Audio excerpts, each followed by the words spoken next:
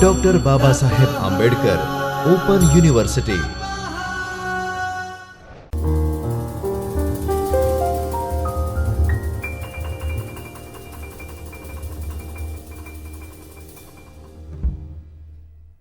Hello my dear student, I am welcoming you to all of you in the video lecture series of Dr. Babasaheb Ambedkar Open University at Chaitanya Studio for the course BBA Regular in the subject Financial Management, that is BBAR-202 Financial Management.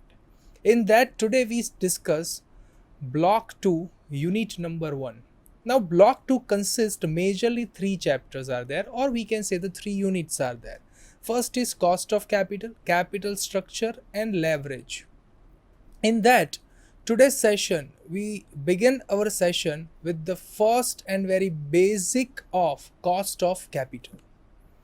Now before we start our session, let us discuss what are the different learning objectives of the cost of capital. First, after learning this unit, you will be able to understand the concept of cash capital as well as classify the different cost of capital, about the trading on equity, operating methods, enumerate and explain the different elements of cost of capital with evaluation and calculation. Now elaborate on the opportunity cost of the capital. So these are the basic objectives while we learn this particular unit called the cost of capital. Now let's begin our journey with the introduction part. Now first, the cost of capital is important concept in formulating the firm's capital structure. As we learn in the unit number 2 of block 2, that is capital structure theory, we discuss the whole chapter in detail. So here just cost of capital is the important concept to formulate the firm's capital structure over it. It is one of the, we can say, the cornerstone of the theory of the financial management. The cost of capital is an expected return that provider the capital plans to earn their investment. It determines how a company can raise money through the stock issue, through the borrowing, or we can say the mix of two. That means it ultimately gives you the different alternatives to earn a money, and we can say the to grab the return at a definite period. So cost of capital include the cost of debt, cost of equity, cost of retained earning, cost of preference capital, etc. With that point, the main objective of the business firm is to maximize the wealth of shareholder in a long term, or we can say in a long run. The capital, that is money, used for the funding a business should holder in a long run, or we can say the money used for the funding a business should earn a return for a capital providers who risk their capital, and the management should only invest in those projects which gives a return in excess of cost of fund invested in the project of the business. So ultimately what they mainly acquired, or what that the basic and main objective to determine the cost of capital, my dear friends, that is nothing to determine the plan for the long run way. For an investment purpose, to avoid while the expected return on the capital must be greater than your capital, that is cost of capital. In other words, I can say that the risk adjusted return on a capital, that is you are incorporating not just the projected return but probability of those projections also, and it must be higher than the cost of capital. That means, my dear friend, the return, investment return is more as compared to your cost of capital. Difficulty while arise in determining the cost of the fund when it is raised from different source at a different quantum, or we can say the quantity level. When the firm when the investment or when the firm is reorganized with the different thing, and the capital structure is a efficient way, and at that point of time the investment return is a higher than your cost of capital, at that point of time the difficulty may arise when your funding is in a different sources are there. When you are acquired the only one capital, that is a one source of fund, that is equity, then it is measurable and easily measurable in a manner. But while you have the mixed structure, that is debt also, capital also, equity capital, preferred capital, retained earnings also, so at that point of time this difficulty may arise in a future. The cost of debt is relatively simple to calculate, as it is composed of the rate of interest paid. In practice, the interest rate paid by the company will include the risk-free rate plus risk component, which itself incorporate a probable rate of default and amount of recovery given at a default period. For the companies with similar risk or credit rating, the interest rate is largely exogenous. The cost of equity is more challenging to calculate, as the equity does not pay a set of return to the investors. Similarly, to the cost of debt and cost of equity is broadly defined as a risk-weighted projected return required by the investors, where the return is largely unknown. The cost of equity is therefore inferred by the comparing the investment to the other investment option with similar risk profile to determine the market cost of equity. So in that, the cost of equity has the different and varieties approaches are there to determine the cost of equity, and on that matter it will be concluded with that they must be recognized and recognized as well as the compare the different alternatives and as compared to that risk profile and to determine the market cost of equity over it. The cost of capital is often too used as a discount rate, the rate at which projected cash flow will be discounted to give a present value or a net present value over it. So now let us discuss the concept of cost of capital. These are the introduction part of cost of capital. In that we define that how the cost of capital will be incurred, the different alternatives are that, how it will be introduced in a market and how it will be measurable in the things. So these are the different alternatives, and we can say the introduction part of the cost of capital. Now to discuss cost of cash capital. My dear friends, here we discuss the cash capital, not cost of capital. Before we jump into the cost of capital, we have to learn what is the concept of cash capital. The cost of capital is the rate of return the company has to pay to the various supplier of a fund in company. There is a variation in the cost of capital due to the fact that different kinds of investment carry different level of risk, which is compensated for by the different level of return of investment. That means it is ultimately the derive and the derivations and the variations in the cost of capital due to the different kind of investments are there and at a different levels are there.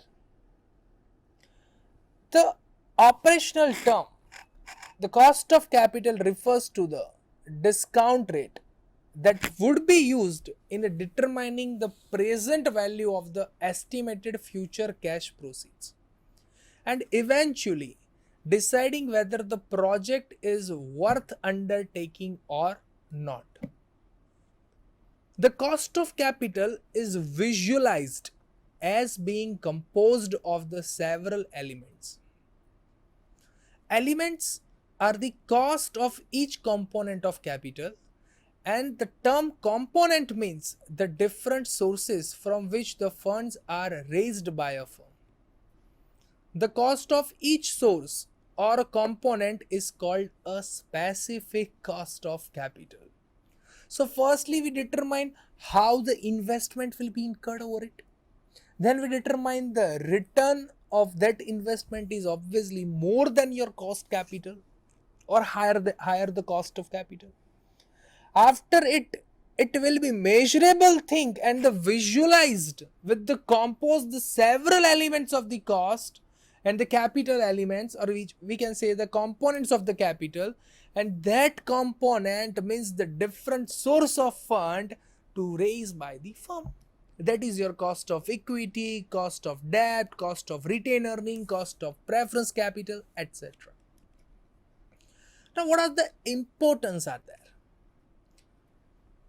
The cost of capital can be used as a tool to evaluate the financial performance of the top management. The actual profitability of the project is compared to the actual cost of capital fund raised to finance the particular project. If your actual profitability of project is on the higher side as compared to your actual cost of capital raise, the performance can be evaluated as a satisfactory, which is ultimately defined whether it is innovative or not. It is an important element as basic input information in capital investment decision in the present value method of discounted cash flow technique.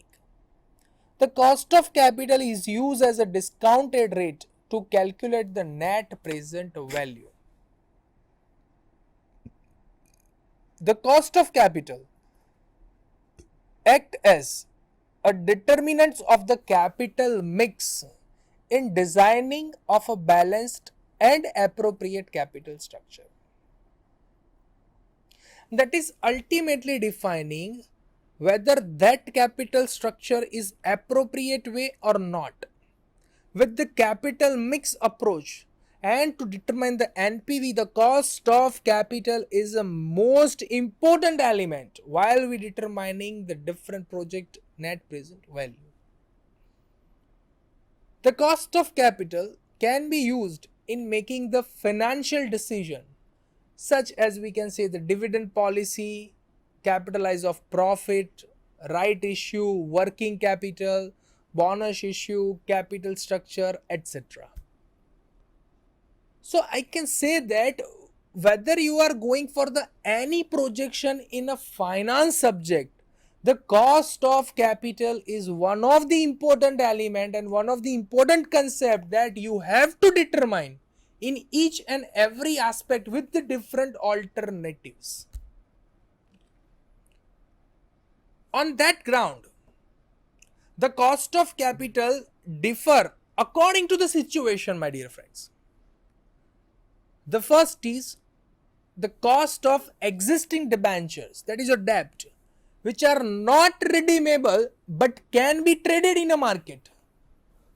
So the system is encouraged whether your debenture is ultimately the productive way and which are not redeemable but it is traded in a market which will give you the return, then you have to determine the cost of debt over it. Next is cost of new debenture, where there is a mention of the flotation cost issue expenses. When there is an expenses incurred with respect to your flotation cost, at that point of time your calculation is a different as arise value defining the different cost of debt over it.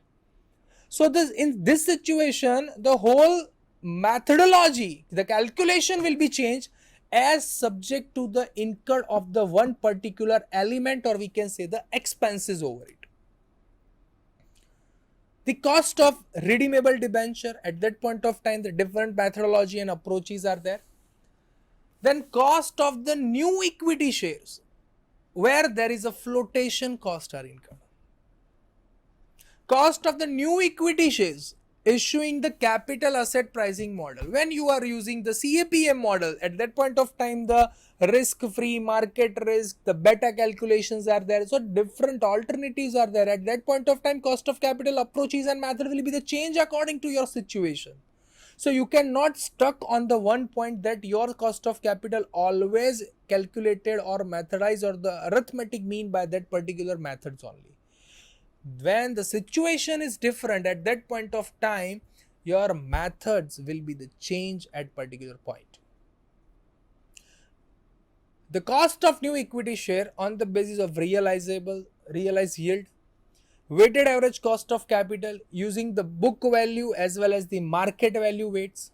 At that point of time your cost of capital will be differ. So these are a certain situations. At that point of time your cost of capital may differ in a different situations. Now let us discuss the main key points of the elements of the cost of capital. Majorly there are four types, or we can say the four elements of cost of capital. First is cost of equity. Second is cost of retained earnings. Third is cost of preferred capital, or we can say the preference capital. And fourth one, that is your cost of debt. So these four are the main elements of the cost of capital. Now let us begin our journey with the first element, that is cost of equity. The fund required for a project are raised from the equity shareholders, which are the permanent in nature, and these funds need not be repayable during the lifetime of the organization.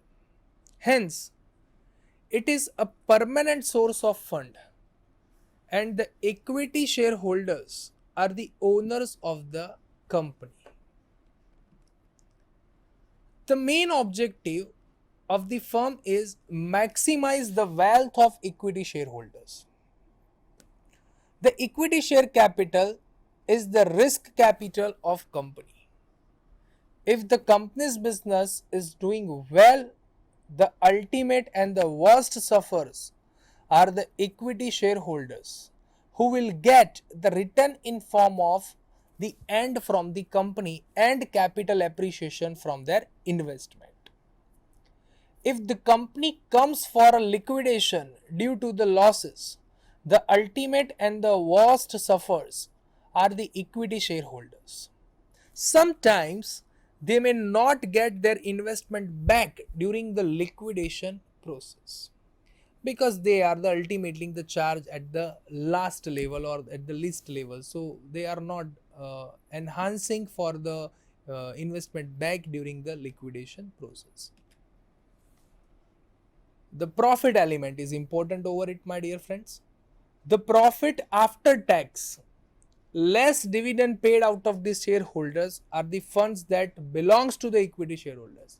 That means that you have the profit after tax and you deduct the dividend as paid to the preference capital, and whatever the balance amounts are there, which will be treated as a fund available for equity shareholders, which have been reinvested in a company, and therefore those retained funds should be included in the category of equity, or equity may be defined as a minimum rate of return that company on a equity finance portion of the investment project, so that market of the share remain unchanged.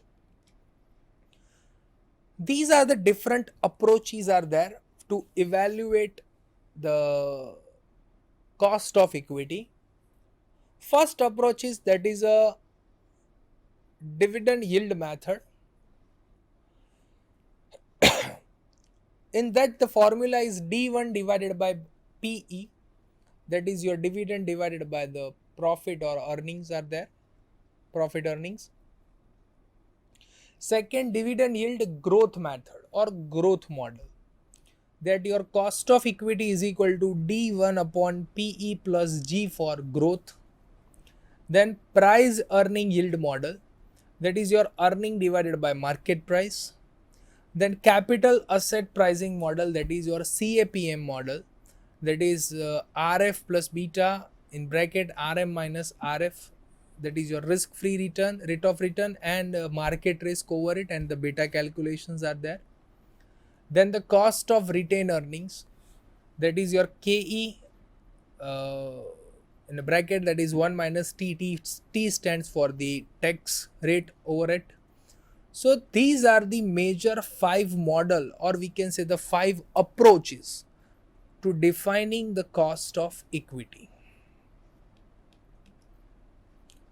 Now first, that is dividend method or dividend price ratio method. As per this method, the cost of capital is defined as the discount rate that gets the present value of particular we can say the particular price which expected the future dividend per share will be the net proceed to the sale.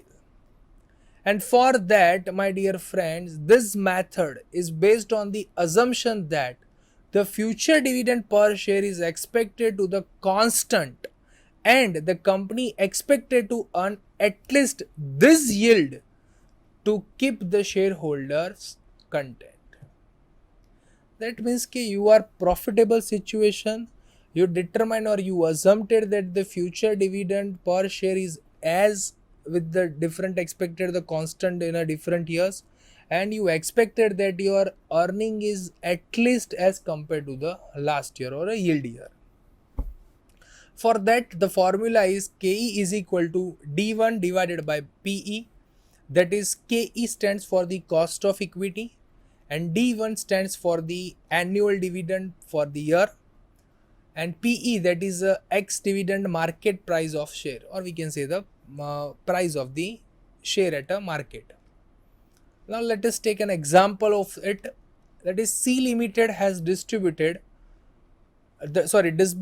a dividend of 18% on each equity share of rupees 10 each. The current market price of share is rupees 12. Now calculate the cost of equity as per dividend yield method, and issue cost is 5% on a face value. So here your dividend will be 18%, that is 10 into 18, that is 1.80, and your net proceeding is, that is your share price is 12 minus 5%, which will be get to the 11.50. So your NP will be calculated on that basis. Your 10,000 equity share, that is your assumption over it, multiply with the 12 minus 5%, that is 5,000, divided by the 10,000 equity share, which will be comments into the 11.50 per share, which will be easily evaluated by the 12 less by the 5% over it. So these are 12 minus 0.05, sorry, 12 minus 0.50, that is based on your current market price, that is your 10 rupees, that is your cost of capital minus 5% of cost. So ultimately it gives the minimum 5% issue. So you will be determined and deducted into your market price, that is 12 minus 0.50. So you will be get 11.50 per share. So your answer will be 15.65% of your cost of capital. Next is dividend growth model. Nothing to do, well, my dear friends. In dividend yield method, that is D divided by NP. Here you just put it plus G for the growth rate of particular dividend. So when the dividend of a firm are expected to grow at a constant rate and the dividend payout ratio is a constant, so this method may be used to define the cost of equity capital based on the dividends and the growth rate. And for that, KE is equal to D1 divided by NP, that is your net proceeding per share, plus G for a growth rate. Further, in case the cost of existing equity share capital is to be calculated, the net proceeding per share should be changed with your market price in the above equation. For example, Loya Limited issued 2000 new equity shares of rupees 1000 each at par. The flotation costs are expected to be 5% of the preference share, yani share price. The company pay a dividend of rupees 100 per share initially, and the growth in a dividend expected the 5%. So nothing to do, well, my dear friends. Here a dividend is given, that is your 10, yes or no. So your expected will be the 10, so your dividend will be 10. The company pay the dividend at rupees 100 per share, which will be the typographical error, that is a 10 rupees only. And net proceeding, that is your original cost edge price is 1000 and your flotation cost is a 5%. You just 1000 minus 5%, that is your 50 rupees, plus your growth rate will be 5%, so you will be added the 5%, so you will be get 15.53 percentage. Next is price earning yield model. This method takes into consideration the earning per share method at a market price per share. It is based on the argument that even if the earnings are not distributed as a dividend, it is kept in a retained earnings and it caused the future growth in a earning of the company as well as the increase in a market price of a share. In calculation of cost of equity, the share capital, the earning per share are the dividend by the current market price. So your KE is equal to your E divided by M, E for the current earning per share and M for the market price per share. Now let's take an example of it. Ria Limited has 50,000 equity shares of rupees 10 each and its current market value is rupees 45 each.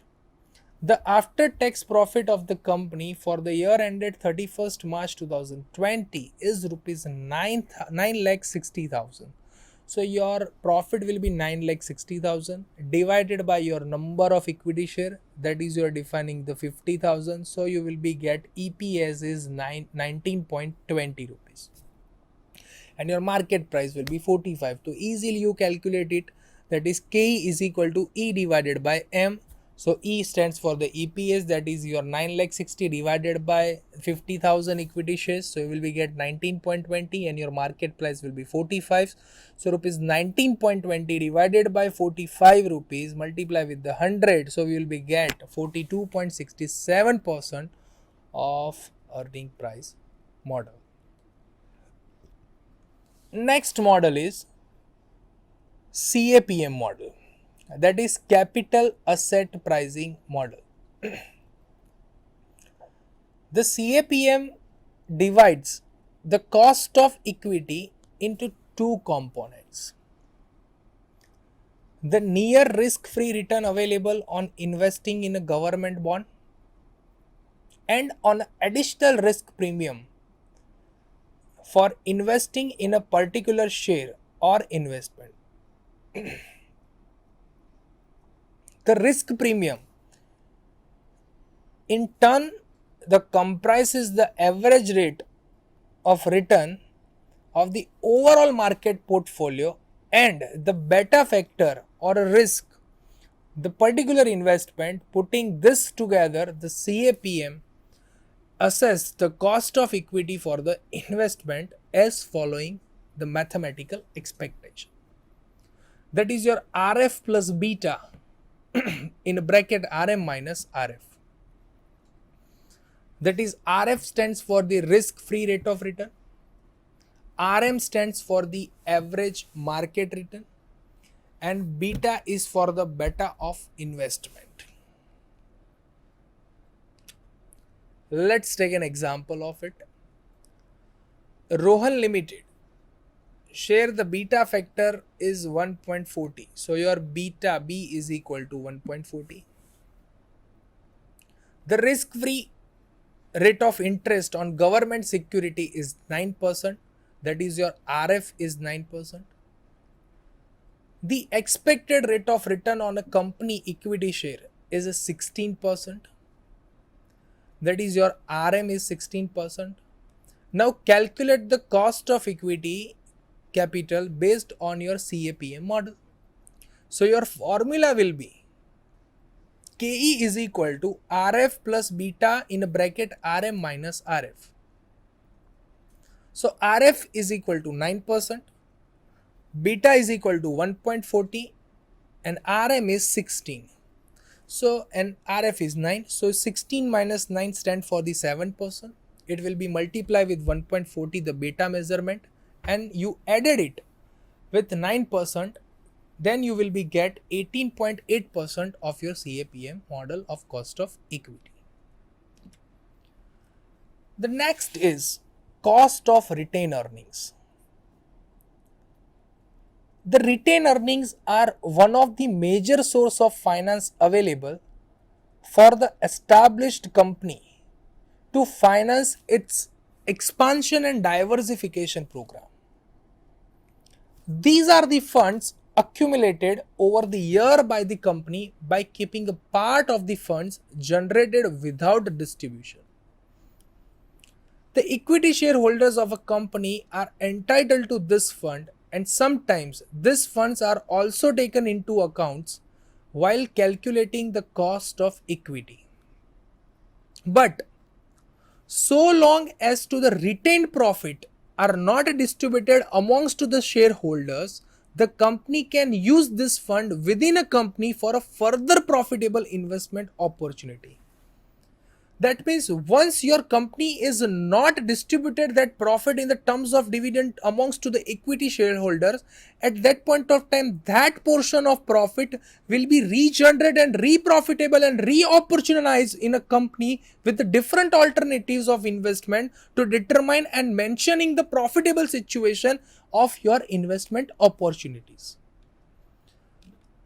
For that, the cost of retained earnings to the shareholders is basically an opportunity cost of such fund to them, and it is equal to the income that they would otherwise obtain by placing this fund in alternative investments. And for that, the mathematical expectation is KR is equal to, that is your cost of retained earnings, KE in a bracket 1 minus T. That is your last model of your cost of equity, where KR is equal to cost of retained earnings, KE is equal to cost of equity. Now, the cost of equity may be measurable with the different 4 approaches or the model of cost of equity, whether it is going for the dividend yield, dividend growth model, CAPM model, or any other models are there. And T for the tax rate of individuals. For that, let us take an example. The cost of equity capital of S Limited is 24%. The personal taxation of individual shareholder is 30%. That means your cost of equity as specified given to 24% and your tax will be given 30%. So you can calculate the cost of retained earning in easy manner, that is KR is equal to KE multiplied with the 1 minus T. So 1 minus 0.30 and 24% multiplication, so you will be get 16.8% your cost of retained earnings are there. So for that, this is the last approach to define the cost of equities are there. So this is for the first session of your cost of capital. If you learn more with respect to this particular unit, you may refer these 3 different books are there, that is Financial Management by the different authors are there, by the Ravi M. Kishore and the Prasanna Chandra and all other authors are there. So hope you learn well in this video. We will discuss more about this particular chapter in a next session. Have a great day. Thank you.